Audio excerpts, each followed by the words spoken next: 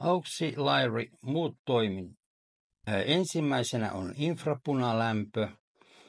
Ylemmästä saat lämmön päälle ja pois vyötärölle ja alemmasta jaloille. Sitten on roller-painike. Siinä on jalkapohjarullojen voimakkuuden säätö ja pois ja päälle tai pohjarullat pois ja päälle. Sitten tulee Health Detection personoitu hieronta. Paina Start ja aseta sormesi anturille.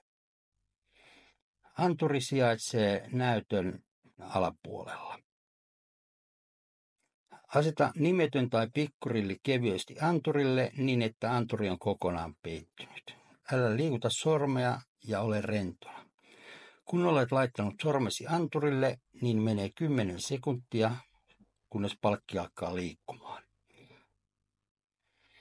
Anturi mittaa veren happisaturaation, pulssin, väsymysindeksin ja mikroverenkierron, jonka jälkeen tekoäly valitsee mittauksen perusteella sopivan hieronnan.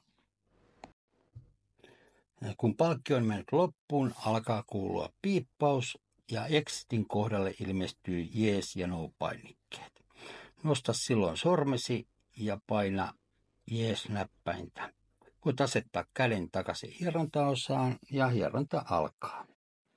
Jos tulee tämä näkymä, mittaus on epäonnistunut, olet mahdollisesti liikuttanut sormea tai painanut liian kovaa.